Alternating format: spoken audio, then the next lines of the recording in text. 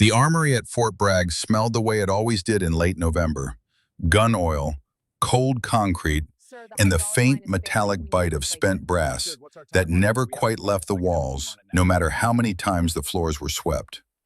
Outside, the Carolina sky had gone the color of old pewter, pressing down on the base like something heavy and unspoken. Inside, the overhead lights hummed their usual indifferent hum, casting flat, white light across rows of weapons racks, cleaning stations, and the dozen or so soldiers who moved through the space with the practiced efficiency of people who had done the same thing so many times it had become a kind of meditation. General Howard Caldwell walked the center aisle with his hands clasped behind his back. 57 years old, 30 years of service. The kind of man whose posture alone communicated rank before anyone read the stars on his collar. He had the weathered, deliberate look of someone who had stood in the sun of Kuwait and the wind of the Hindu Kush, and had come back both times with fewer illusions than he had started with, but with his spine still straight and his eyes still clear. His aide, Lieutenant Colonel Frank Harker, walked 2 steps behind him and slightly to the right, the way aides always do, close enough to be useful, far enough to be invisible. The inspection was routine. Caldwell conducted it every week, not because regulations required it, but because he believed that a general who stopped walking the floors eventually stopped understanding what was happening on them. He nodded at a young specialist who was reassembling an M4 with the focused intensity of a man taking a final exam. He paused briefly at a cleaning station where a sergeant had laid out the components of a squad automatic weapon in a pattern so precise it looked like a diagram from a technical manual. He said nothing. He didn't need to. The nod was enough. He was nearly at the far end of the armory when something stopped him. Not a sound, not a movement, just the particular quality of stillness in the far corner that was different from the purposeful activity everywhere else. Caldwell's eyes had been trained for 30 years to notice things that were slightly out of pattern, and the figure sitting alone behind the last row of weapon racks was precisely that. Not because anything was wrong, because everything was so completely, methodically right. The soldier in the corner was working on a Barrett M82A1. For those who know weapons, the Barrett is not merely a rifle. It is an argument made of steel and precision engineering. A 50 caliber bolt-action platform that weighs close to 30 pounds unloaded and fires around the size of a man's thumb with enough force to defeat light vehicle armor at distances that would make most men squint. It is a specialized instrument assigned only to soldiers with the training and certification to use it effectively. Seeing one in a general armory was unusual. Seeing someone disassemble one with the kind of systematic precision Caldwell was now observing was something else entirely. The soldier was a woman, late 20s. She sat on a low wooden stool with the Barrett's components arranged on the cleaning mat in front of her in an order that was clearly not arbitrary, each piece placed in a specific sequence that spoke of a protocol developed through years of repetition. She worked without looking up, without acknowledging the activity around her, without the slightest indication that she was aware of being observed by a 3-star general standing 15 feet away. Caldwell walked closer. Her uniform told him her name was Hartwell. Her rank was staff sergeant. Beyond that, the uniform told a more complicated story. There were patches from units that didn't advertise themselves. There were qualification badges that Caldwell recognized and some that he didn't, which was itself remarkable given his 3 decades in the institution. And there were small pins and designations that he had to look at twice before he was certain he was reading them correctly. He was almost directly beside her cleaning station when one particular badge caught his eye.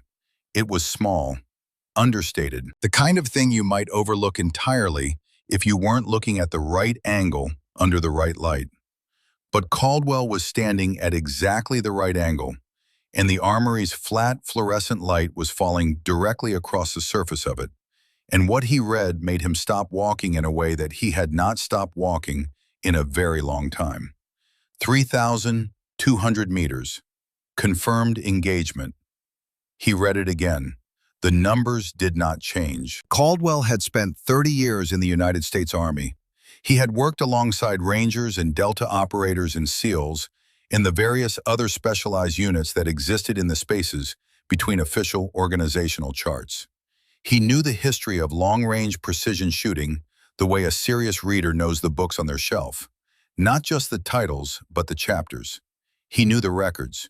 He knew what the current confirmed distances looked like. He knew what the physics of a 50 caliber round did over extreme distances, how gravity and wind and the rotation of the Earth itself conspired against the shooter with every additional meter of range. 3,200 meters was not a record he recognized. 3,200 meters was not a number he had encountered anywhere in 30 years of military service. 3,200 meters was, by any reasonable measure of what he understood to be possible, a ghost story. He said so. Soldier. His voice was quiet, calibrated. The voice of a man accustomed to being heard without raising it. That's not a record. That's a ghost story. Staff Sergeant Lena Hartwell looked up from the Barrett's Bolt Carrier Group for the first time since he had entered the armory. Her eyes were the color of winter sky, a pale, clear gray that registered his rank, his face, and his statement in about 2 seconds before she responded. Yes, sir. Her voice was level, no hesitation, no performance. That's why they call me Ghost. Caldwell looked at her for a long moment. Then he pulled over a nearby stool and sat down. Lena Hartwell had grown up in Billings, Montana, in a house where the nearest neighbor was 4 miles down a dirt road, and the nearest town was a 20-minute drive that felt longer in winter. Her father, Dale Hartwell, was not a complicated man. He worked pipeline maintenance 6 months of the year and hunted the remaining 6 with a seriousness that other men reserved for religion. He did not have a great deal to say about most things, but he had very specific and carefully held opinions about rifles, ballistics, wind, and patience, and he communicated these opinions not through conversation, but through practice. By the time Lena was 9 years old, she could field strip a Remington 700 in under 4 minutes in the dark. By 11, she was shooting 5-shot groups at 300 yards that her father would examine with a jeweler's loupe before pronouncing them acceptable or requiring improvement. He was not a warm man, but he was a precise one, and precision, she understood even then, was its own form of care. She grew up learning to read wind in the way other children learn to read books, not as a skill to be acquired, but as a language to be absorbed.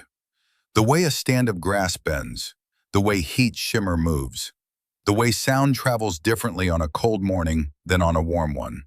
These were not lessons with assigned dates. They accumulated the way all essential knowledge accumulates, through repetition, through failure, through the slow buildup of understanding that happens below the level of conscious thought. When she was 16, she shot a bull elk at 412 yards on a ridge above the Yellowstone River in wind that was shifting at 17 miles per hour. The shot was clean. The animal dropped without moving a step. Her father looked at the impact point for a long moment, then looked at her, then said, "Again," not as a criticism, as a confirmation, as if the shot had simply established a new baseline from which all future shots would be measured. She enlisted at 19. Her score on the Army's initial marksmanship assessment placed her in the 99th percentile of everyone who had taken the test in the previous 4 years. The examiner who administered the assessment reviewed her targets twice before signing off on them, then made a notation in the file that would eventually reach people who paid attention to such things. She applied to the Army Sniper School at Fort Benning 8 months after completing basic training. She was rejected. The rejection came not through a failure of any practical assessment. She had passed every component with scores that exceeded the course standards in multiple categories. It came through a psychological evaluation report that described her as demonstrating insufficient capacity for operational flexibility under high-stress conditions and potential risk factors for autonomous decision-making in constrained environments. The language was precise, the reasoning was clinical, and it was, every word of it, fabricated. Lena did not know this at the time. She knew only that she had been told no, and that the no did not correspond to any performance failure she could identify. She spent 3 months running the assessment in her own mind, examining every moment of her evaluations, every answer she had given, every response she had demonstrated under observed conditions. She found nothing. The door had been closed from a direction she could not see. She did not stop. That was the thing about Lena Hartwell that the fabricated psychological report had failed to account for. The quality that her father had spent 10 years building into her on those Montana ridgelines. She did not stop. She requested reassignment to a reconnaissance unit and spent 8 months in the field demonstrating the kind of operational performance that eventually attracted attention from a different direction. A Special Operations Forces selection program that most soldiers never knew existed reached out to her through a chain of contact that bypassed the normal administrative pathways entirely. The practical assessment lasted 11 days in conditions that she was not permitted to describe afterward. She completed it. Her scores, when they were recorded in the system that tracks such things, were 17 points higher than the course average. She was in. The door that had been closed was no longer relevant. She had gone around the wall. What she did not know, what she would not know for another 3 years, was who had closed that door and why. Caldwell listened to the version of this story that Lena gave him, abbreviated, stripped of personal detail, delivered in the tone of someone reading from a service record rather than recounting a life. He listened without interrupting. Harker stood slightly behind him, tablet in hand, pulling up what fragments of her file were accessible through standard channels. The fragments were not extensive. "Sir," Harker said, his voice carrying the particular quality of a man who was accustomed to finding information and was currently finding significantly less than expected. Her accessible record includes completion of the SOF selection program, advanced courses in long-range precision shooting, ballistic computation, and specialized reconnaissance. Unit assignments include support operations with the 75th Ranger Regiment and several classified deployments that don't have associated documentation in the standard database. Caldwell kept his eyes on Lena. "What about the sniper school rejection?" Harker scrolled. "It's in the record, psychological evaluation, but the actual evaluation document is..." He paused. "It's flagged as restricted access." "Restricted how?" "The restriction code is one I haven't seen before, sir." Caldwell turned back to Lena. "Hartwell, explain the technical requirements for a 3,200-meter engagement. What does that actually demand?" Lena set down the bolt carrier group she had been cleaning. She looked at him with those flat, gray eyes and began to speak in the way that people who genuinely understand something speak, not performing knowledge, but simply reporting it. "A 3,200-meter engagement," she told him, "required the integration of variables that most shooters never encountered and that no automated system could fully account for in real time. Wind speed and direction could not be measured only at the shooting position. It had to be assessed at multiple points along the bullet's flight path, because wind at the muzzle and wind at the target were often entirely different. And the round traveled through all of the air in between. Air density changed with altitude and temperature, and at extreme ranges those changes compounded in ways that were not linear and could not be simply extrapolated. The Coriolis effect, the deflection caused by the Earth's rotation, was negligible at normal engagement distances and significant at extreme ones. Spin drift, the lateral movement of a stabilized projectile caused by its own rotation, accumulated over distance in ways that had to be precisely calculated rather than estimated. And then there was time. At 3,200 meters, a .50 caliber round was in the air for approximately 4 seconds. 4 seconds in which everything could change. 4 seconds in which a shift in wind, a movement of the target, a variation in atmospheric pressure could transform a precisely calculated shot into a miss. 4 seconds that could not be corrected for once the trigger was pressed. "The preparation," she said, is the shot. The trigger pull is just the conclusion. Caldwell absorbed this. How long to prepare for the engagement you made? 4 hours and 20 minutes of active observation. I had been in position for 7 hours before that, establishing the environmental baseline. Harker looked up from his tablet with an expression that was not skepticism, but the look of someone recalculating a sum they had believed was settled. 7 hours, Caldwell said. The first hours are data collection. You're not preparing to shoot. You're learning to see the air between you and the target as a physical environment with specific, measurable characteristics. Once you understand the environment, you wait for the moment when all of those characteristics align. And if they don't align, Lena's expression didn't change. Then you wait longer, or you don't shoot. Caldwell was quiet for a moment. He looked at the Barrett M82A1 on the cleaning mat, at the way its components had been arranged with a precision that was almost architectural. He looked at the badge on her uniform again. I want to access your complete service record, he said. All of it. Harker typed the request into the database. The response came back in under 4 seconds. Access denied. Omega clearance required. Caldwell stared at the screen. In 30 years, he had been denied access to classified materials. That was part of the architecture of a security system. Compartmentalization, need to know, the careful management of information in an institution where information had the weight of lives attached to it. He understood the system. He respected it, but he had never been denied access to the service record of a staff sergeant. He looked at Lena. She had returned to the Barrett's components, her hands moving through the reassembly process with the same quiet, methodical precision they had demonstrated throughout.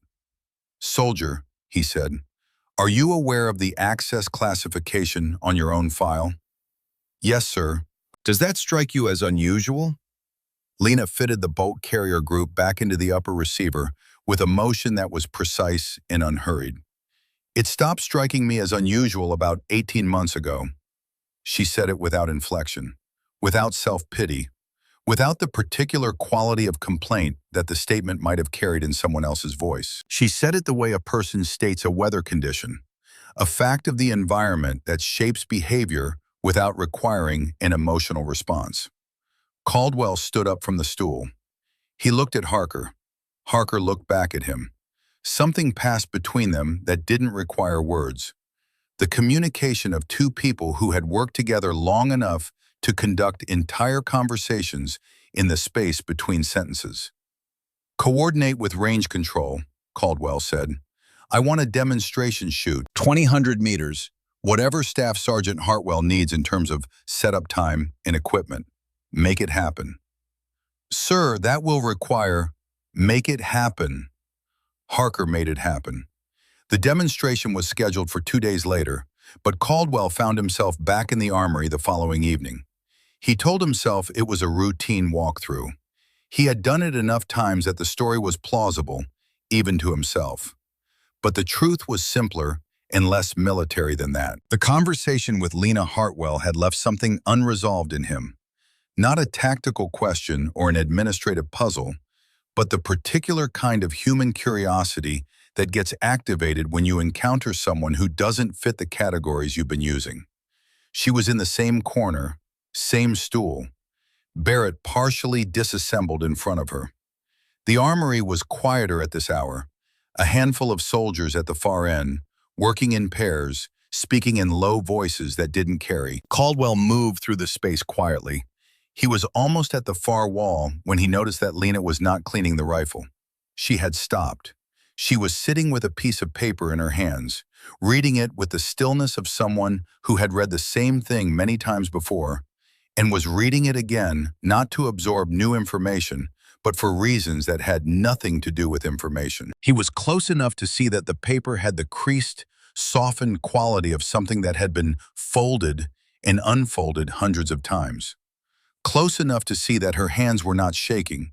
Her hands were absolutely steady, as they apparently always were, but that there was something in her posture that was different from the controlled precision of the past 2 days.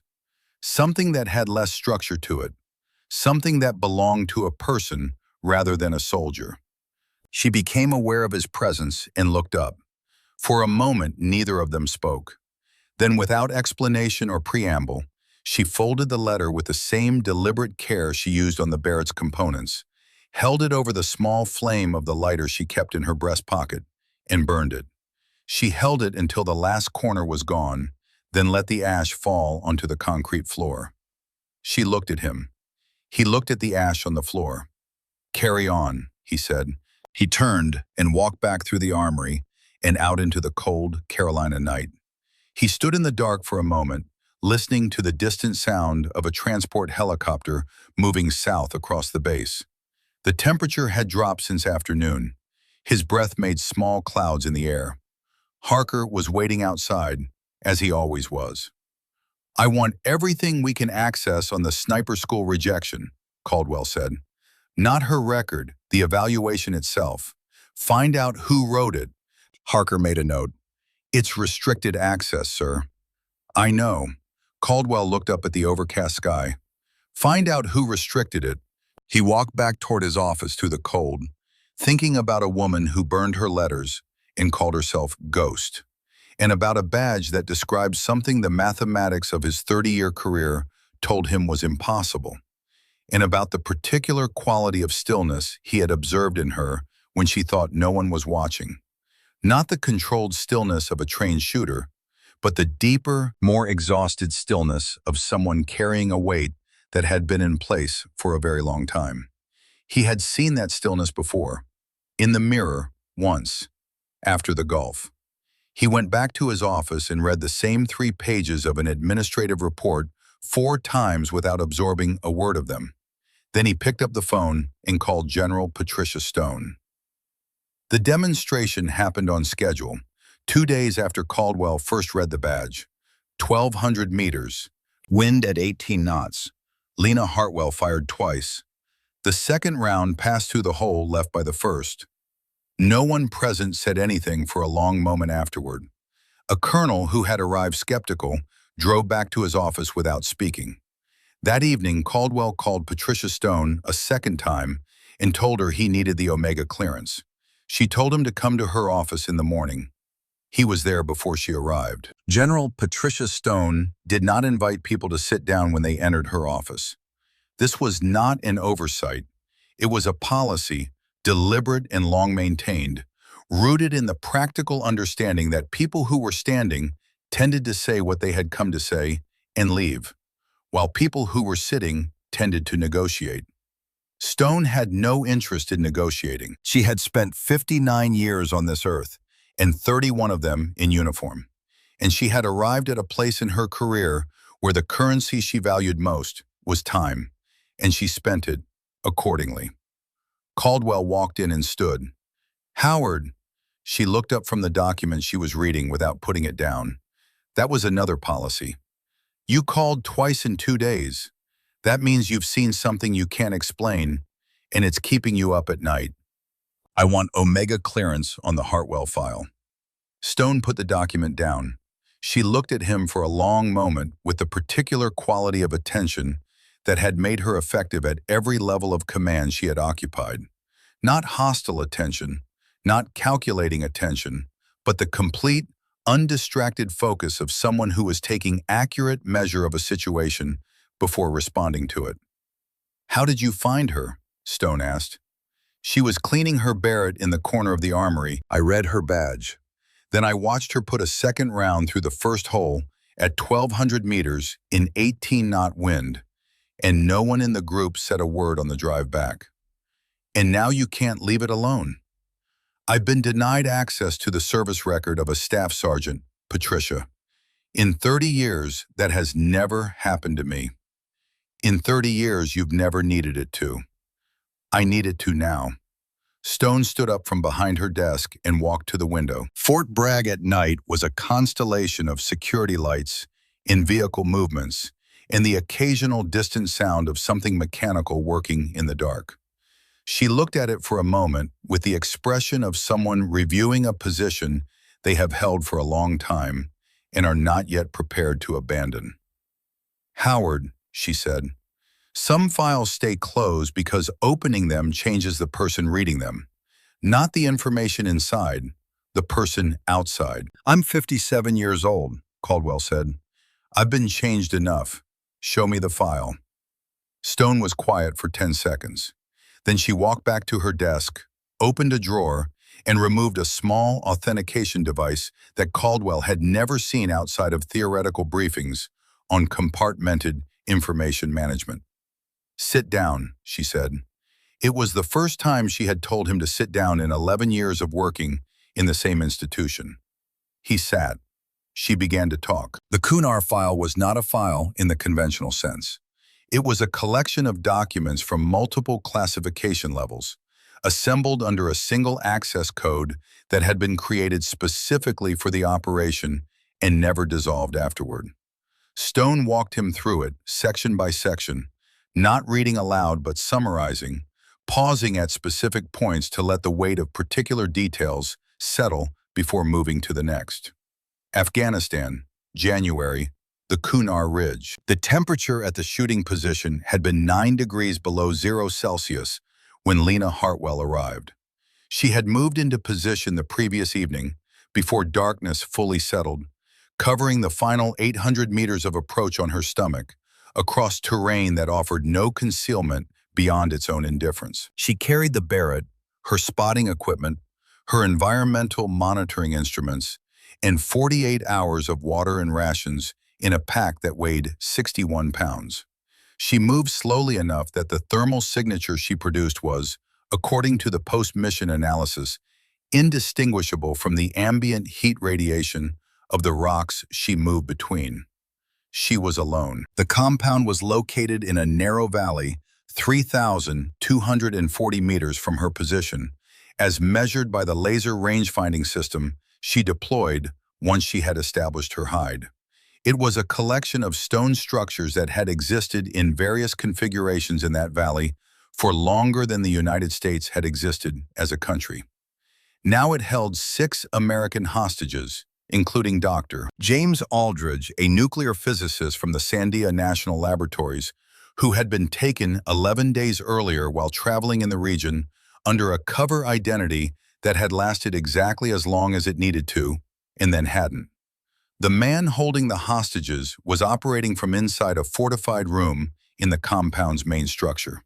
The walls were reinforced concrete. The windows were covered with ballistic glass rated to stop any round that could be delivered from any distance at which the shooter could still achieve the accuracy required.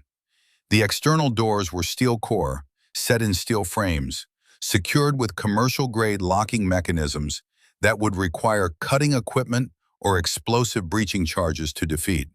Either approach would eliminate the element of surprise. Without surprise, the hostages were likely to be killed before the assault team could reach them.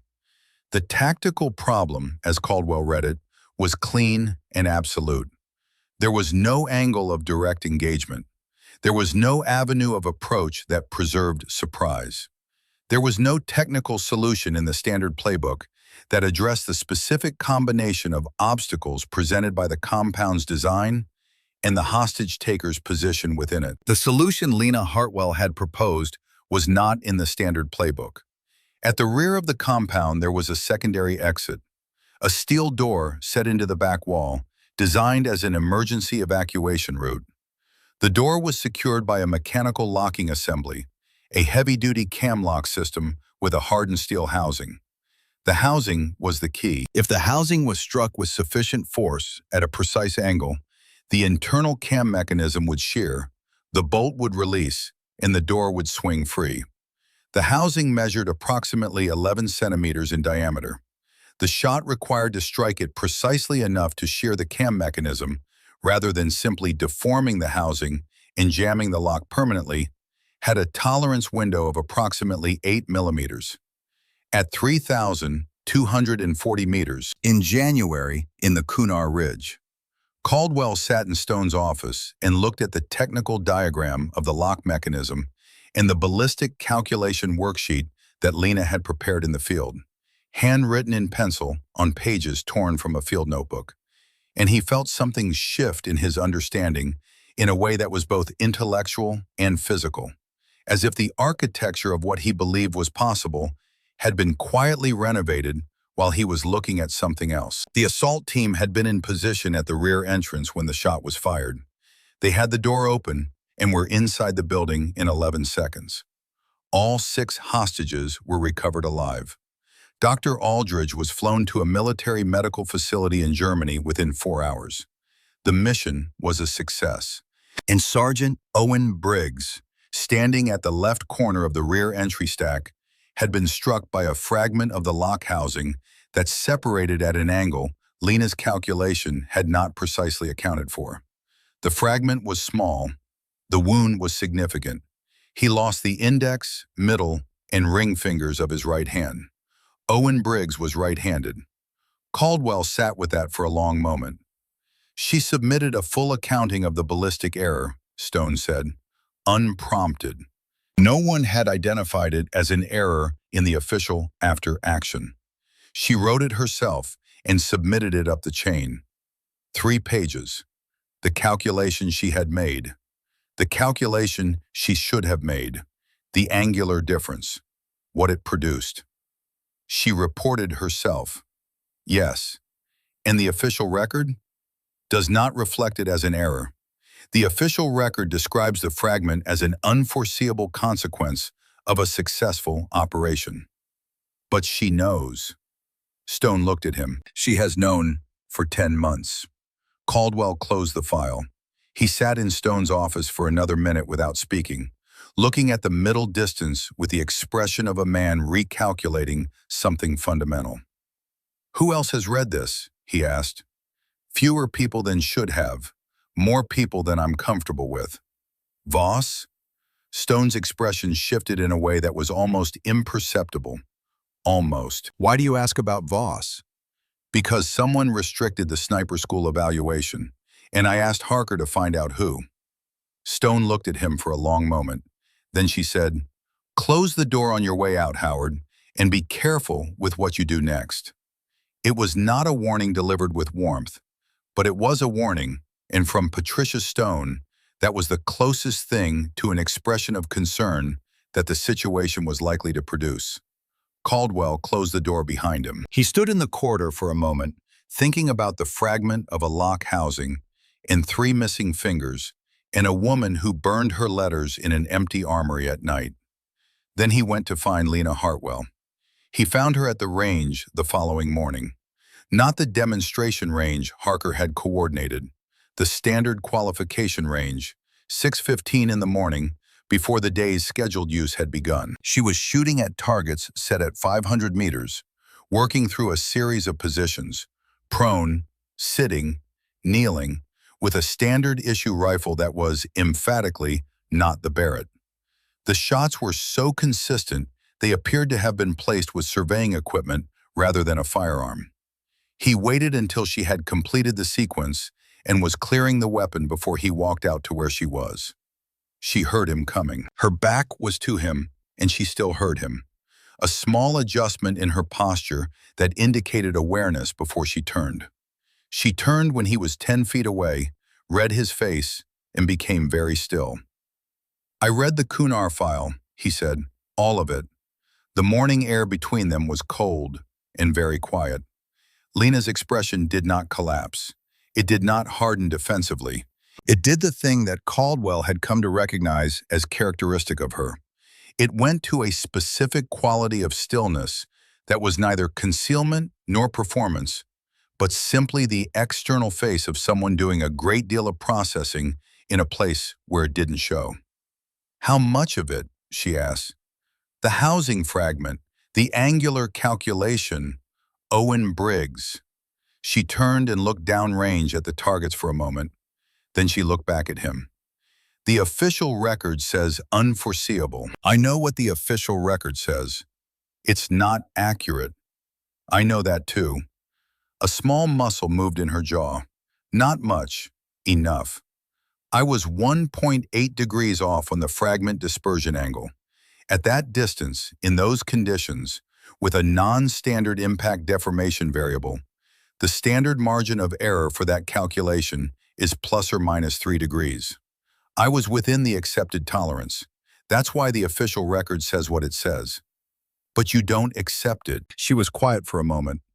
He lost 3 fingers, sir, on his right hand. He was right-handed. She said it without drama, without the particular emotional loading that would have made it easier to respond to. She said it as a fact. The flatness of it was more devastating than any amount of expressed feeling would have been. Caldwell had been in the military for 30 years. He had made decisions that produced casualties. He had instead 10. That's the first time you've told anyone, he said. It was not a question. She answered it anyway. Yes, sir. They stood at the range in the cold morning for another minute, the targets downrange, the base beginning to come alive around them, with the sounds of a military installation starting its day. Vehicles moving, distant voices, the administrative machinery of a large organization shifting from stillness into motion. Then Caldwell said, "Come with me. There's something else I need to tell you." He told her about the sniper school evaluation in his office, with Harker present and the door closed. He laid it out in the order he had assembled it, the restriction code on the evaluation document, Harker's identification of the originating terminal, the name that had come back when the restriction was traced to its source. Dr. Raymond Voss, CIA analyst, embedded at Fort Bragg for the past 3 years through an interagency program that gave certain intelligence community representatives access to special operations planning and capability assessment.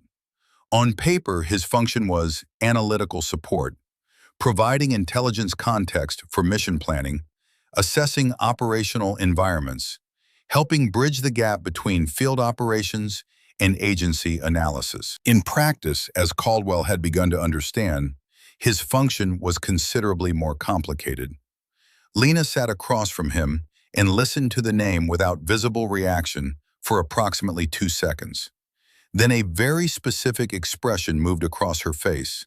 Not surprise, but the particular expression of someone who has been carrying an unnamed suspicion for a long time and has just been given the name to attach to it. "Voss," she said. "You know him." "I've seen him twice, once at a briefing at Bagram 4 years ago, once here 6 weeks after I arrived." She paused. "He looked at me the way people look at something they've already made a decision about." She was quiet for a moment, and then she said something that Caldwell had not expected.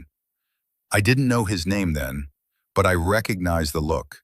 I had seen it once before, in the face of the officer who delivered my sniper school rejection. They had the same quality of settled certainty, not dislike, just the absolute absence of doubt. After Bagram, I started being careful." "He made the decision 4 years before you ever saw his face," Caldwell said. "He wrote the evaluation that got you rejected from sniper school." Lena was quiet. "The candidate he wanted in that slot completed the program and was assigned to a unit that Voss had advisory access to," Harker added carefully. "The connection is circumstantial, but it's not circumstantial," Lena said. Her voice had not changed in volume or intensity. It had simply become more precise, the way a focus adjustment makes an image sharper rather than brighter. "At Bagram, the briefing I attended, there was a logistics discrepancy in the operational funding for the mission we were supporting. I flagged it to my immediate supervisor. The discrepancy was about $400,000 in equipment procurement that didn't correspond to any authorized line item." She looked at Caldwell. "Nothing happened. I assumed it had been resolved through channels I didn't have visibility on." Caldwell and Harker looked at each other. "It wasn't resolved," Caldwell said. "No," Lena said. "It was not a question this time either. It wasn't." The room was very quiet for a moment. Outside the window, a formation was moving across the parade ground in the thin winter light, boots striking pavement in the kind of synchronized rhythm that only happened when soldiers had been doing something together long enough for it to become involuntary.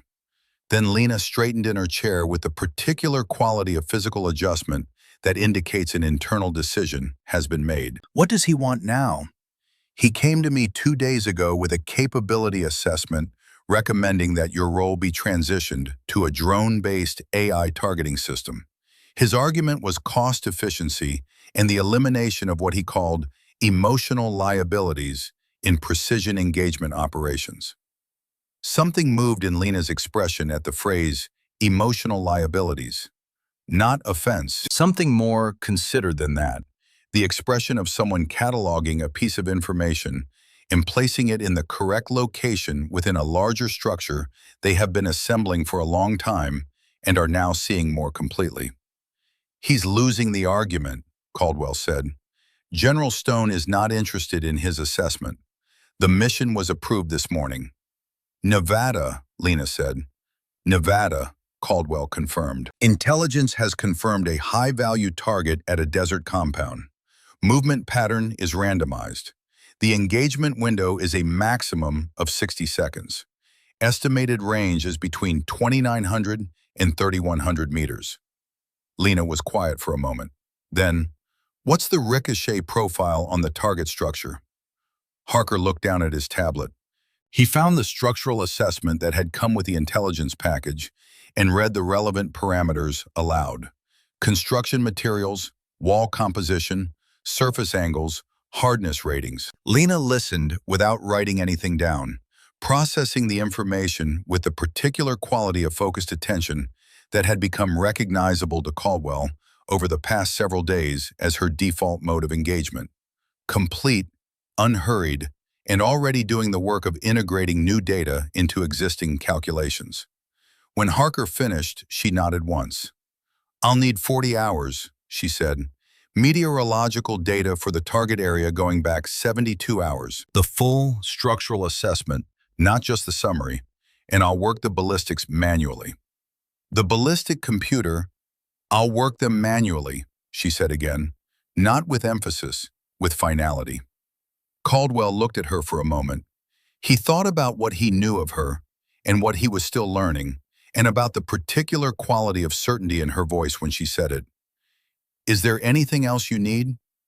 Lena thought about it, genuinely thought about it, in the way she appeared to approach most things, without performance, without the reflexive deflection of someone accustomed to pretending self-sufficiency. Then she said, "No, sir." She stood, acknowledged both of them with appropriate military courtesy, and left the office with the same quiet, controlled walk that had taken her into 7 hours of a frozen Afghan night without complaint. Harker watched her go. Then he looked at Caldwell. She already knew it was Voss. "She suspected," Caldwell said. "There's a difference. Now she knows." "Does that change anything for the mission?" Caldwell thought about a woman who burned her letters and called herself Ghost, and about 10 months of hollowness, and about 3 missing fingers on her right hand. "It changes everything that isn't the mission," he said. "The mission itself she'll do exactly as she would have done before." He stood up from behind his desk, which is a part that should concern Voss considerably more than it seems to. Harker looked at him. "You think she's prepared for whatever he does next?" Caldwell walked to the window and looked out at Fort Bragg in the thin winter light. In the middle distance, he could see the armory building, its flat roof, its ordinary dimensions, the nothing special exterior that gave no indication of what had been happening in its far corner for the past 8 months. He thought about the Barrett M82A1 and the badge that described a ghost story, and the cleaning mat with its precisely arranged components, and the ash of a burned letter on a concrete floor. "I think," he said, "that she has been prepared for whatever he does next, for considerably longer than either of us has been paying attention." Outside, the Carolina sky had gone the color of gunmetal, and somewhere across the base, a woman was beginning 40 hours of preparation for a shot that most people would say was impossible. Working the numbers by hand, in pencil, on pages torn from a field notebook, accounting for every variable that the air between a rifle and a target 3 kilometers away could possibly contain. In the quiet of his office, General Howard Caldwell picked up the phone and called Patricia Stone a second time that week. This time, she told him to sit down before he even opened his mouth. The conversation lasted 40 minutes. When it ended, Caldwell sat at his desk for a long time without moving. What Stone had told him in those 40 minutes had added a dimension to what he already knew that changed the shape of everything. It was not new information in isolation. It was the same information assembled differently, the way the same pieces of a map, when properly oriented, suddenly show you the terrain you have been standing in without knowing it. Voss had been at Fort Bragg for 3 years. In those 3 years, 4 operations in his advisory orbit had encountered intelligence failures that led to escalated threat profiles. Each escalation had required the deployment of specialized precision assets. Each deployment had been assessed and approved through channels that Voss had partial visibility into. The pattern was not provable. It was not the kind of thing that showed up in a standard audit, but it was the kind of thing that became visible when someone with Stone's experience and clearance looked at the timeline with the right question already formed. He had not just tried to bury Lena Hartwell. He had been using her. Caldwell thought about this for a long time. Then he thought about the ballistic computer sitting in Lena's quarters, and about a woman who had arrived at Fort Bragg 8 months ago, and in her first week had quietly installed a data trap in a piece of equipment that she intended to leave accessible. She had known someone would come eventually. She had simply been waiting to find out who. The following morning, Harker knocked on Caldwell's office door at 7:15. With the expression of a man who has received confirmation of something he had hoped was wrong. "The ballistic computer," Harker said. "Someone accessed it last night, uploaded false environmental data to the sensor array. The deviation was calculated precisely enough to produce a lateral error of approximately 58 centimeters at 3,100 meters. Enough to produce a miss. At minimum, at maximum, given the target profile and engagement geometry," Harker paused, "it would have been significantly worse than a miss. The originating terminal? Voss." Caldwell stood up from his desk. He felt the particular quality of cold clarity that he had learned over 30 years to recognize as the thing that replaced anger when anger was not useful. Where is he now? His office. He arrived at 0630. He doesn't know we know. Bring Hartwell in first. She needs to hear this directly. Lena arrived in his office 12 minutes later. She had clearly been working. There was pencil graphite on the outer edge of her left hand, the mark of someone who had been writing calculations for hours. She listened to Harker's report without expression. When he finished, she was quiet for a moment. Then she said, "The trap logged the access at 0217. "Yes," Harker said. "How did you—" "I set the sensor to transmit a silent alert to a secondary device when the trap was triggered. I received the notification at 0218. She looked at Caldwell. "I've been waiting for you to tell me since 0600 when I saw the light on in your office." Caldwell stared at her. "I installed the trap the first week I arrived," she said. "I didn't know Voss's name then. I knew that someone had closed a door on me once without showing their face, and that I had subsequently been assigned to missions that required a specific capability that very few people possessed. I understood what that combination of facts implied. I prepared accordingly." "You've been running a counterintelligence operation from the armory," Caldwell said. It was not an accusation. It was the statement of a man encountering a level of operational thinking that required a moment to fully appreciate. "I've been doing my job," Lena said. "My job required that I not be surprised." Caldwell looked at her for a long moment. Then he looked at Harker. "Get the CID on the phone, and get me Stone." "What about the mission?" Lena asked. "The mission proceeds," Caldwell said. "On your terms, without the computer." "Good," Lena said. She stood up, nodded once, and walked back out the door to finish her 40 hours of preparation. The Nevada desert at 2 in the morning was not the desert of postcards or travel writing. It was not scenic. It was not romantic. It was a place of absolute indifference. Flat alkali hardpans stretching in every direction, under a sky so clear and so full of cold stars that the darkness between them looked structural, like something load-bearing. The temperature had dropped to 4 degrees Celsius in the 3 hours since sunset, and the wind was moving across the open ground in irregular pulses that had no consistent direction and no predictable interval. It shifted every 40 to 90 seconds, sometimes reversing entirely, as if the desert itself was breathing in an arrhythmic pattern that defied the standard meteorological models that most ballistic computation systems relied upon. Lena Hartwell had been lying in the same position for 5 hours and 50 minutes. She had selected her hide the previous afternoon during the daylight reconnaissance that was the first phase of any precision engagement operations she conducted. The hide was a shallow depression in the hardpan, naturally formed, approximately 40 meters behind a low ridge of decomposed granite that provided a profile break between her position and the compound. She had improved it minimally, scraped out a small additional depression for her left elbow, removed 3 rocks that would have produced pressure points over an extended period, arranged the sparse desert scrub at the forward edge to break the outline of the Barrett's muzzle without creating an artificial pattern that an experienced observer might notice. She had been in position before darkness fell. She had not moved since. The compound was 3,080 meters away. She had measured it 4 times from 4 slightly different positions using 2 independent range-finding systems, then calculated the geometric mean of the results and applied a correction factor for the slight upward angle of the shot.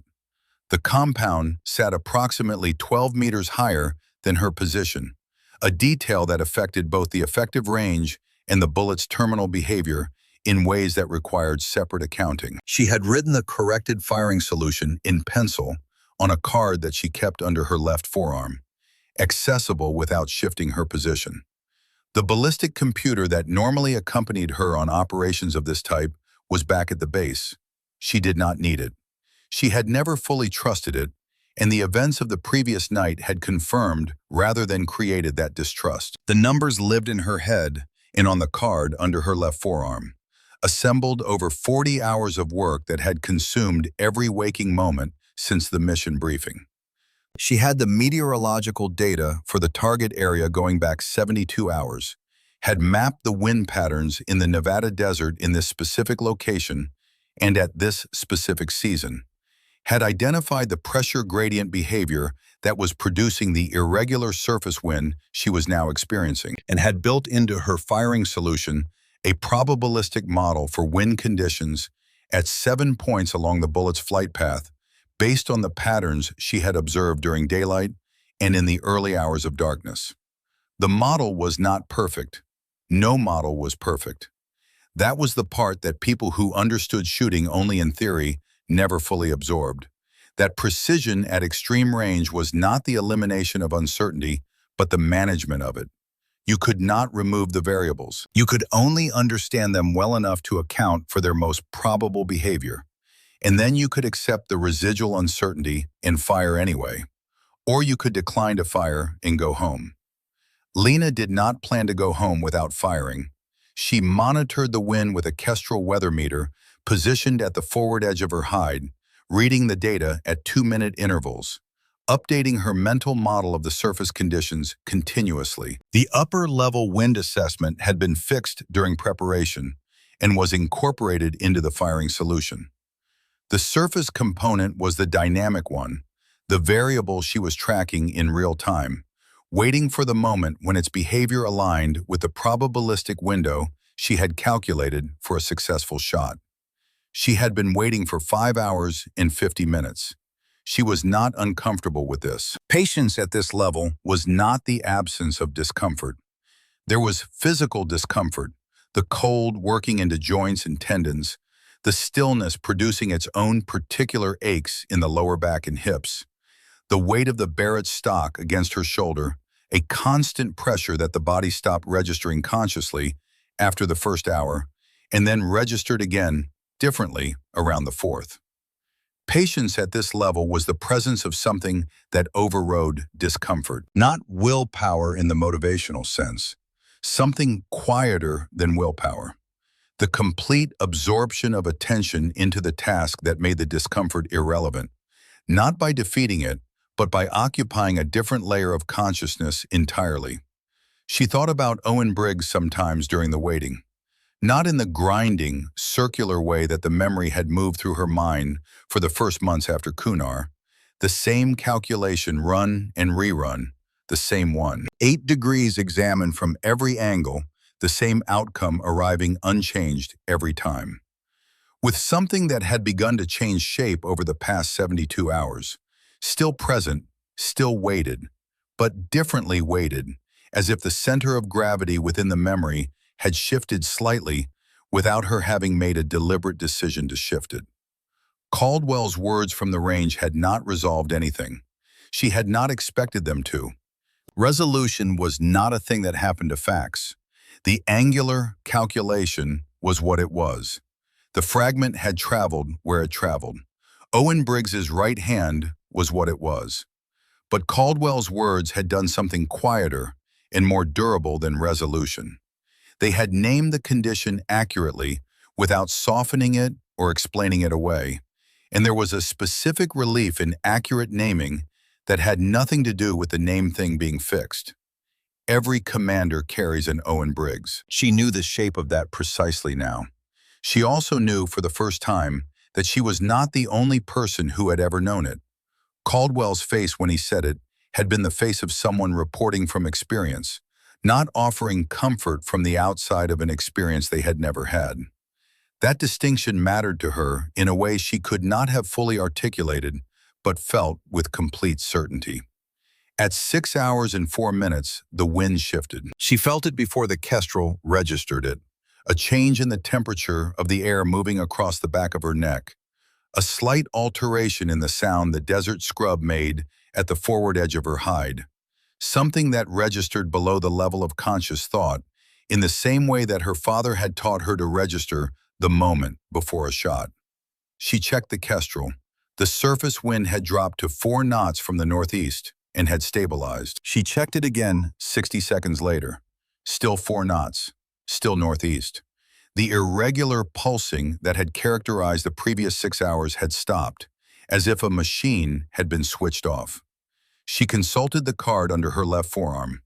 4 knots northeast at the surface was within the optimal window she had calculated. If the upper-level conditions matched the 72-hour pattern she had modeled, and she had no reason to believe they had deviated, the current moment represented the narrowest alignment of favorable variables she was likely to see in the next several hours. The window would not hold indefinitely. Desert pressure gradients were not stable structures. She had perhaps 20 minutes before the surface irregularity returned. She settled deeper into the Barrett stock. She controlled her breathing. In through the nose, slow and measured, a 4 count. Out through the mouth, slower, a 6 count. The respiratory cycle she used during preparation for a shot was not a relaxation technique. It was a physiological management protocol. The deliberate regulation of blood oxygen and carbon dioxide levels to produce the minimal cardiac fluctuation that translated into minimal muzzle movement at the moment of trigger break.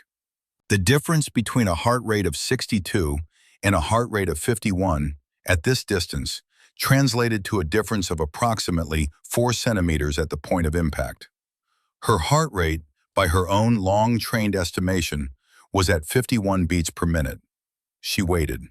At 6 hours and 11 minutes, the compound's rear vehicle gate opened. She had been watching the compound through the Schmidt and Bender scope for the past 90 minutes with a specific quality of attention that was distinct from general observation.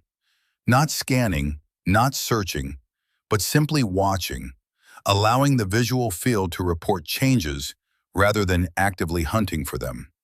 The gate opening registered immediately. A vehicle. 2 men on foot accompanying it. The vehicle moved to the left and stopped with the practiced familiarity of something done the same way every time. The men on foot took positions at the gate perimeter with the casual inattention of people standing a post they consider formality.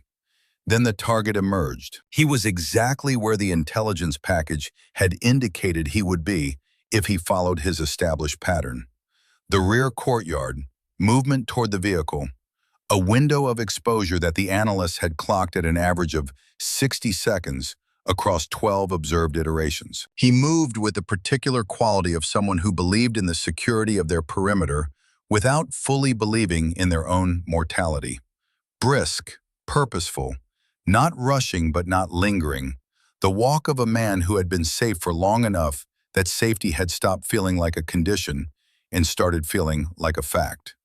Lena made 3 adjustments to her scope turrets in sequence, each one a specific value from the card under her forearm, each movement of her fingers no larger than necessary. She settled her cheek against the stock. Through the scope, at the magnification she was running, the target was a precise and identifiable figure at a distance that compressed the 3 kilometers between them into a relationship that felt, through the optical system, almost proximate. Almost. 4 seconds of flight time was not proximate. 4 seconds was an eternity in which the bullet would drop in a parabolic arc that required compensation, drift laterally under the influence of wind that would change in character as it passed through different altitudes, and be acted upon by every layer of air it passed through on its way to a point in space that she needed to predict with millimeter precision rather than simply observe. She was not looking at where he was. She was looking at where he would be. The wind held at 4 knots northeast. She checked the right edge of the scope field out of long habit. The peripheral scan that she performed in the final seconds before any engagement to confirm the immediate environment of the impact point. Standard procedure. The kind of check that had been drilled into her at every level of training and that she had performed so many times it had become invisible.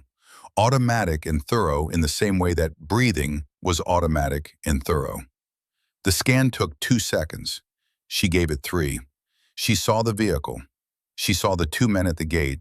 And then she saw something that was not in the intelligence package. On the far side of the vehicle, partially visible through the gap between the vehicle's rear panel and the compound wall, there was a child asleep in the back seat of a second vehicle that had been parked there since before darkness, and that the aerial surveillance had not resolved as occupied.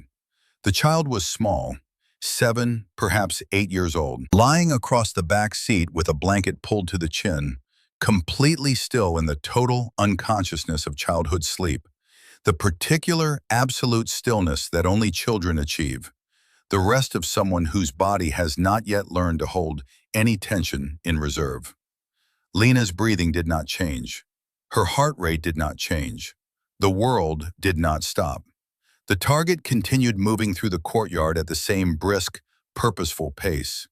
The wind held steady at 4 knots. The clock in her head that had been running since the target emerged was at 19 seconds. She ran the numbers. Not the primary ballistic solution. That was fixed, locked, the product of 40 hours of preparation and a lifetime of accumulated precision. The ricochet profile, the terminal behavior of the .50 caliber round at the target's specific position on the courtyard, the structural composition of the surfaces behind and to either side of where he would be standing at the moment of impact. The probable fragment dispersion cone, given the construction materials, wall angles, and hardness ratings she had committed to memory from the full structural assessment she had requested and read in its entirety. She had read every page of it. She had incorporated those details into a fragment dispersion model that she had run 17 times during preparation, each run using slightly different impact angle variables to establish the full probable range of outcomes.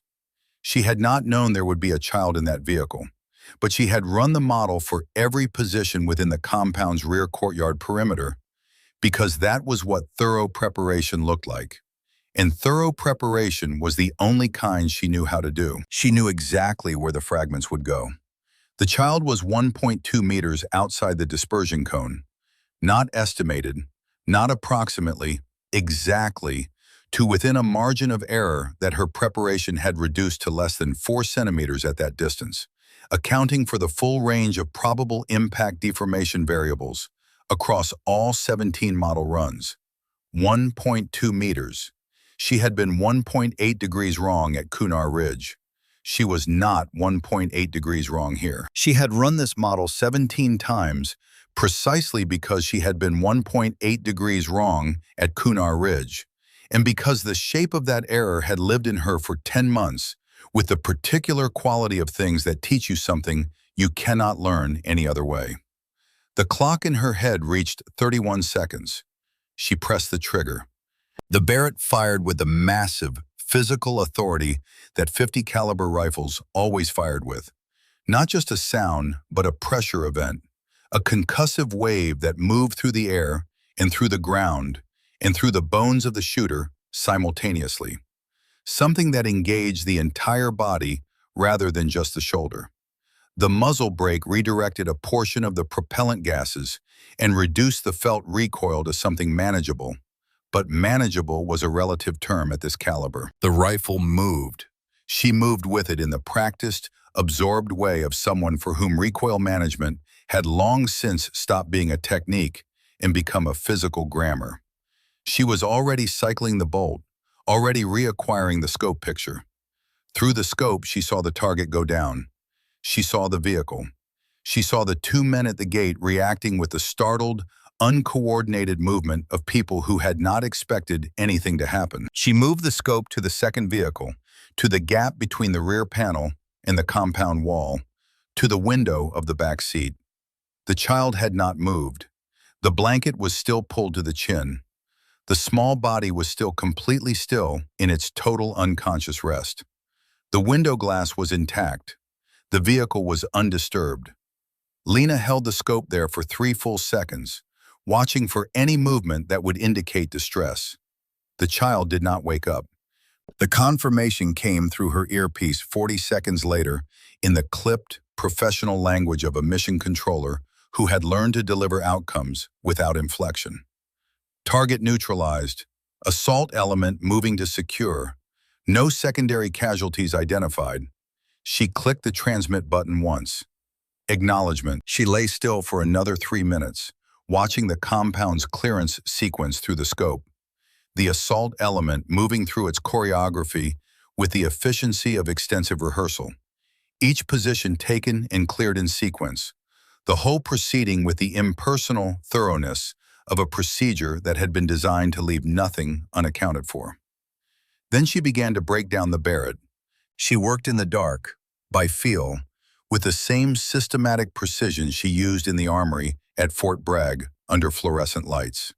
Each component in sequence, each piece wrapped and secured in the padded case, the optics removed and cased separately with the care of someone who understood that the instrument and the operator were equally responsible for what the combination produced. The work took 11 minutes. She performed it without rushing and without any of the adrenaline-mediated inefficiency that affected shooters who had not yet learned to separate the emotional experience of a shot from the procedural requirements that followed it. When the Barrett was packed, she lay back against the hardpan for a moment and looked up at the Nevada sky. The stars were extraordinarily clear, the kind of clear that required altitude and cold, and the complete absence of any competing light source.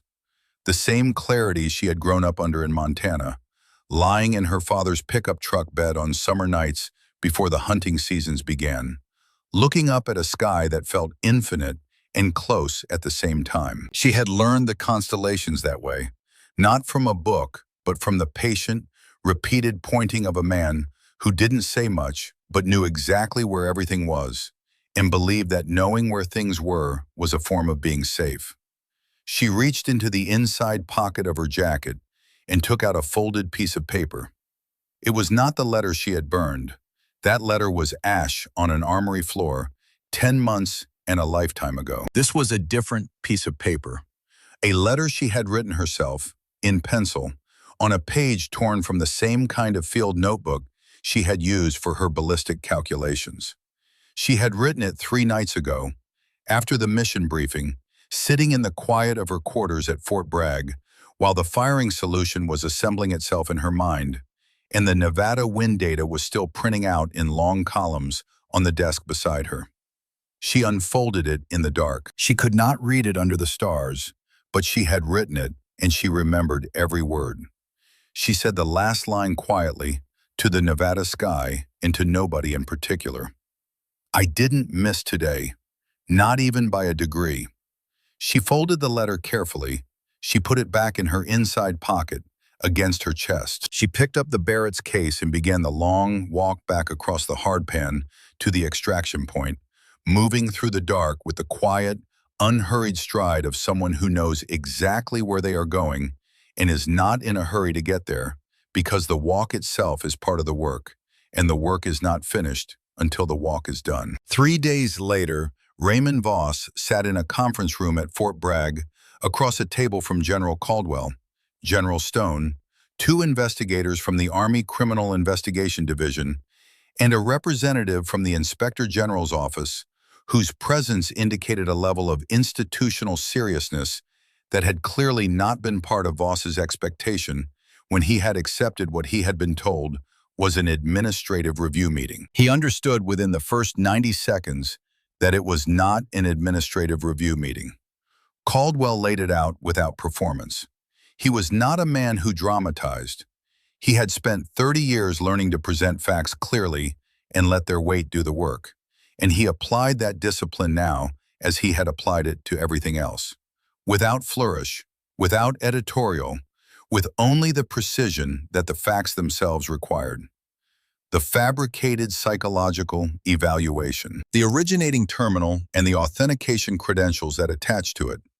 The candidate who had taken the slot Lena should have occupied, and the unit assignment that had followed, with its adjacency to Voss's advisory access. The Bagram financial discrepancy, $400,000 in unauthorized equipment procurement that a staff sergeant had flagged to her supervisor 4 years ago, and that had been quietly buried before it could develop into anything that required a formal response. The subsequent career monitoring, the deployment pattern, the ballistic computer, the data trap that had been installed in it 8 months earlier, waiting with the patient, absolute readiness of something built by someone who understood that preparation was not a response to threat, but a prior condition of survival. The access log showing Voss's credentials used at 0217 on the morning before the Nevada mission to upload false environmental data, calculated with sufficient precision to produce a specific and catastrophic result. Caldwell presented each element in sequence. He did not raise his voice. He did not pause for effect. He simply continued, item by item, the way a person reads a record that is complete and accurate and requires nothing added to it. Voss's response moved through the recognizable stages of someone whose prepared defense has been overtaken by the completeness of the evidence against it. Denial, brief and unconvincing. Partial acknowledgement framed as procedural rather than intentional. Reframing, the attempt to characterize a provable pattern as a series of unconnected decisions made in good faith under time pressure. Each stage was shorter than the last. The reframing lasted under 2 minutes before the shape of the room made clear that it was not going to find purchase. Caldwell let him finish. Then Stone, who had not spoken since the meeting began, placed a single document on the table in front of Voss without comment. It was a summary, not the full investigation, just the summary, of the financial review that the Inspector General's office had opened based on the Bagram discrepancy Lena had flagged 4 years earlier.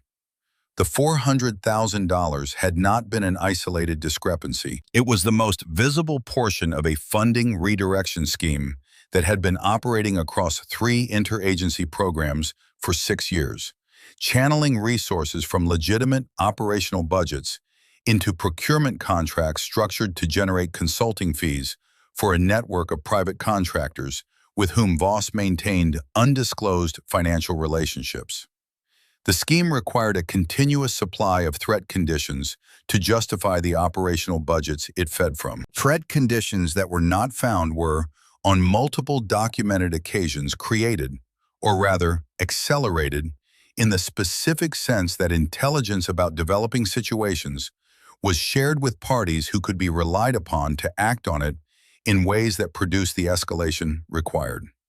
He had built a machine that required people to go in harm's way in order to keep running, and he had used the Army's most precise instrument of violence to service the threats his machine produced. Caldwell looked at him across the table for a long moment.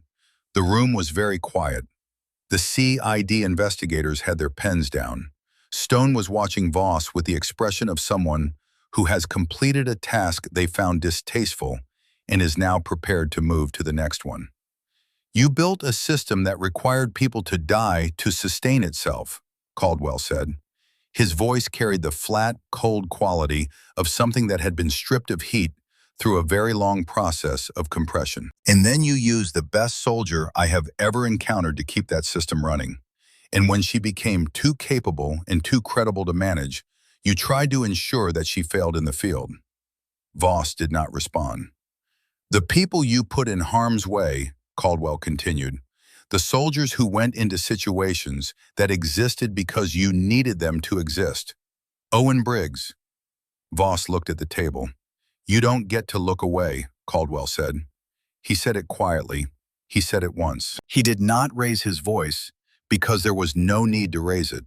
The weight of the words was in their accuracy, and accuracy did not require volume. Voss was escorted from the building by the CID investigators. Stone watched him go with the expression of someone filing a completed document in its correct location. Then she looked at Caldwell. "The legal process will take time," she said. "I know.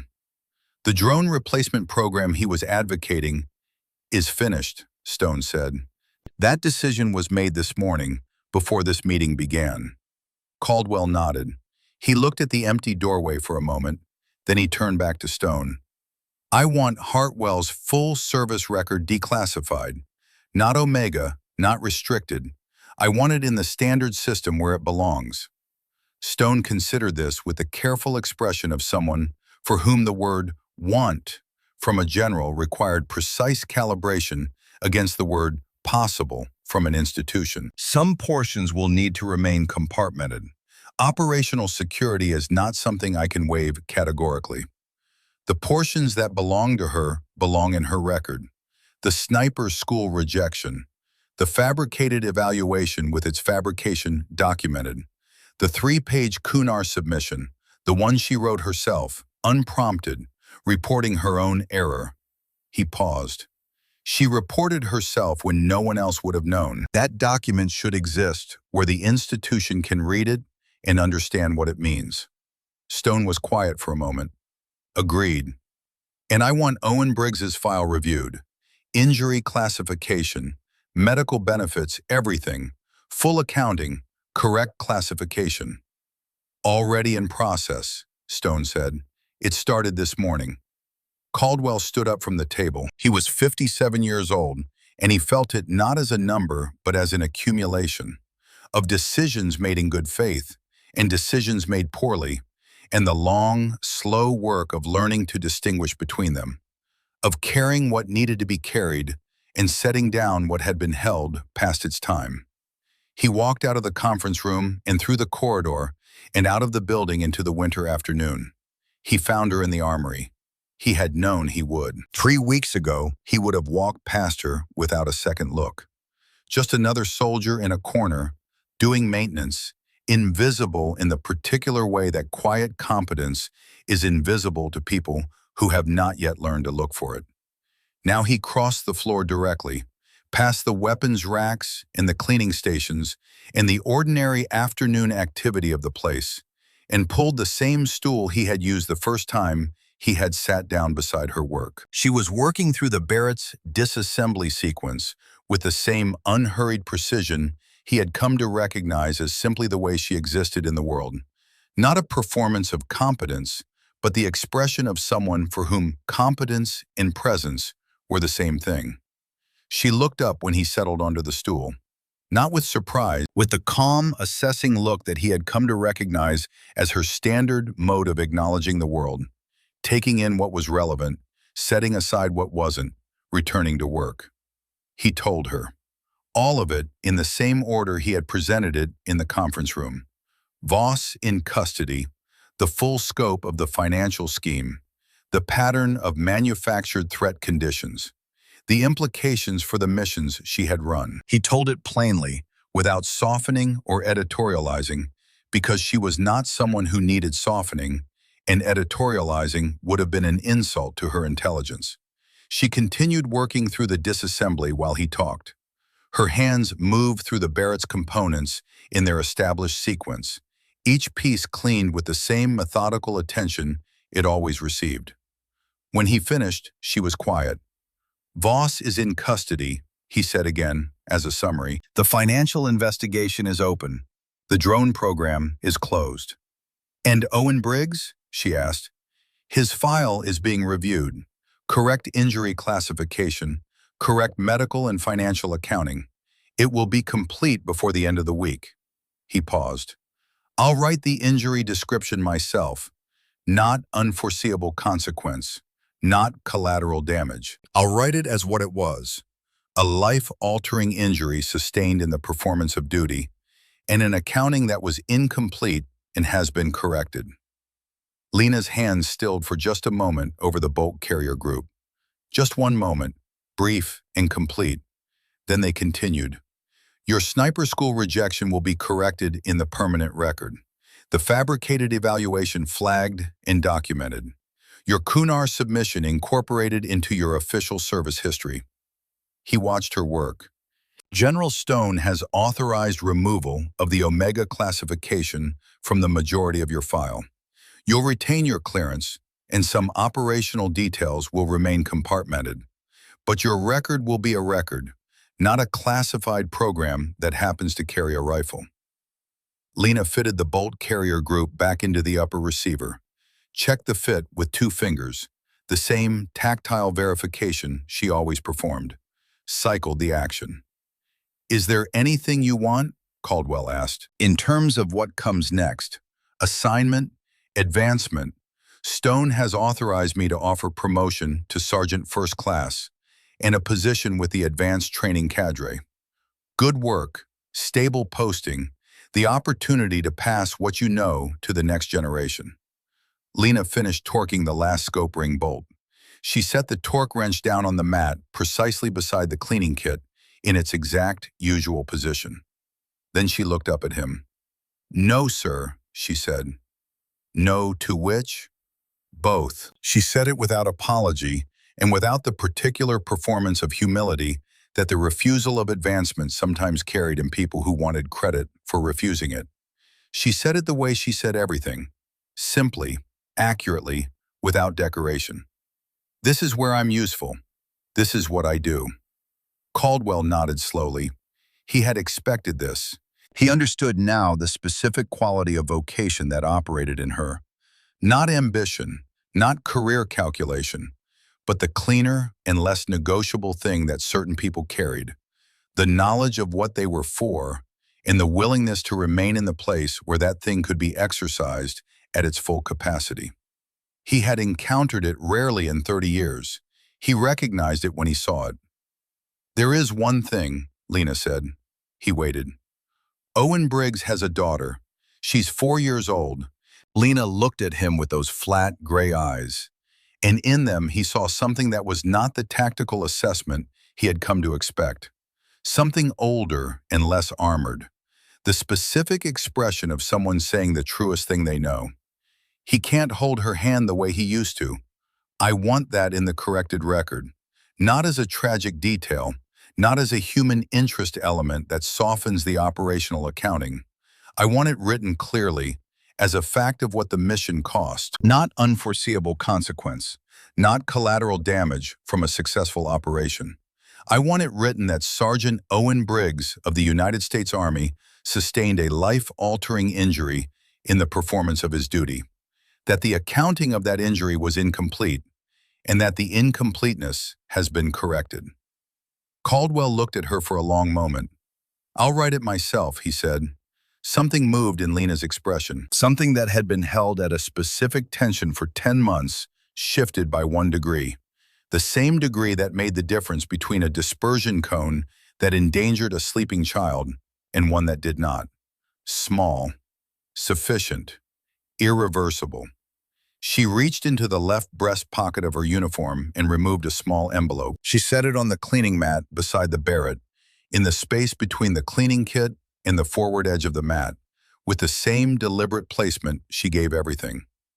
"I'd like this mailed to Sergeant Briggs," she said, "through official channels, if that's possible. So the postmark is from the base. So it comes from somewhere real." Caldwell picked up the envelope. It was sealed. On the front, in her precise, spare handwriting, the same handwriting that had produced 3 pages of Kunar's self-reporting and 40 hours of ballistic calculations, and a letter written on a field notebook page 3 nights ago under the Nevada stars, was Owen Briggs's name in his last known address. Nothing else. No return address, no rank, just the name and the place. "What's inside?" he asked, not with suspicion, with the simple, direct curiosity of a man who had spent 3 weeks learning to understand a person and understood now that he was still in the early chapters. "A letter," she said, "and a badge." He understood then. He understood which badge. He looked at the envelope for a moment, at the name written on it in that spare, careful hand, at the weight of what the sealed interior contained. Then he looked at her. "He'll understand what it means?" "He was there," Lena said. "He understands better than anyone." Caldwell stood up from the stool. He put the envelope in his jacket's inside pocket, with the careful deliberateness of someone handling something that deserved the same treatment as classified materials. Because in every way that mattered, it was more important than most things that carried that designation. He buttoned the pocket. He stood at the edge of the cleaning station and looked at the Barrett M82A1, now fully reassembled, scope mounted, action cycled, every component returned to its operational state with the same unhurried precision that had characterized every step of the process. It lay on the mat the way instruments lie when they have been properly maintained by someone who genuinely understands them. Ready, complete, at rest. He looked at Lena. She had already returned to work, running a final function check on the scope's elevation turret, her attention fully on the task in front of her. Already in the place beyond this conversation that people whose minds are genuinely occupied by something real are always already inhabiting. She was not performing the return to work. She was simply there, the way she was always simply there, present and precise and entirely herself. "Same time tomorrow?" he asked. Lena looked up. For the first time since he had met her, since the first evening in this same corner of this same armory, under this same flat fluorescent light, when a 3-star general had read a badge and said, "That's a ghost story," and a woman had answered, "That's why they call me Ghost." The expression on her face had lost the particular weight that had been part of it from the beginning. Not erased, not resolved into something simpler or lighter or less, but differently weighted, the way a thing that has been carried for a very long time in one position shifts when the grip changes. The weight itself unchanged, but the relationship to it altered in a way that makes it possible to continue carrying it without being defined entirely by what you carry. "Same time tomorrow, General," she said. He walked out of the armory and into the late afternoon. The Carolina sky had cleared while he was inside, the overcast of the past several days giving way to something open and cold and full of low winter light that came in flat and gold across the base, casting long shadows from everything it touched and making the ordinary dimensions of buildings and vehicles and trees look, for the 20 minutes before dark, like something slightly more significant than they usually appeared. He stood outside the armory door for a moment, breathing the cold air. Breathing it in the way a person breathes air when they are specifically aware that they are breathing it, which is not the way most people breathe most of the time. Harker fell into step beside him without being summoned, the way he always did, reading the end of a thing and positioning himself accordingly. "Find out what Owen Briggs needs," Caldwell said. "Medical, financial, all of it. Whatever the corrected record authorizes, I want it moving before the end of the week. Not in process, moving." "Yes, sir." They walked through the long afternoon light across the base, past the ranges and the motor pools, and the administrative buildings, and the chapel and the parade ground, and all the ordinary infrastructure of an institution that did extraordinary things and then classified them under access codes that most people would never be cleared to read, and that the people who held the codes carried with them like a second weight alongside everything else they carried. Somewhere behind him, in the corner of an armory that smelled of gun oil and cold concrete, a woman who had made an impossible shot and reported her own error and waited 8 months for a name she already suspected, and gone alone into the Nevada desert and come back with the letter she had written to herself still in her inside pocket, was cleaning a rifle that had made a shot no one was supposed to know about, preparing for the next time the phone would ring, with a problem that had no other solution. He thought about 30 years, about Kuwait and the Hindu Kush and the Gulf, and all the accumulated distance between the man he had been at 27 and the man he was now, and about what you kept from that distance and what it took from you, and what it left that could not be taken. He thought about a 4-year-old girl and her father's right hand in an envelope traveling through the mail toward a man who had lost 3 fingers and gained, without knowing it yet, the accounting that had been owed to him for 10 months.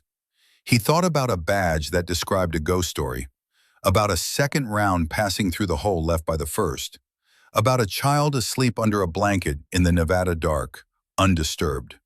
He thought about 1.2 meters and 8 degrees and the distance between them, and about what it meant to carry the second number until you could make it produce the first. General Howard Caldwell walked through the long winter light and said nothing. There was nothing that needed to be said. The work was done. The work was also, always, not done. Tomorrow it would begin again, in the corner of an armory, with gun oil and cold concrete and a Barrett M82A1 disassembled on a cleaning mat in an order that was not arbitrary. That was the nature of the institution he served, and the people who made it worth serving. Not dramatic conclusions, not final victories, a continuous, quiet, demanding practice, conducted without acknowledgement by people who showed up and did extraordinary things and then went back to the corner and began preparing for the next one. Some of them carried badges that told stories no one was cleared to hear. Some of them called themselves Ghost. And some of them, if you stopped walking at the right moment under the right light and read what was written on them, would stop you in your tracks and change what you understood to be possible. Not through spectacle, not through announcement, but simply through the weight of what they had already done, quietly, in the spaces between the things the world was paying attention to.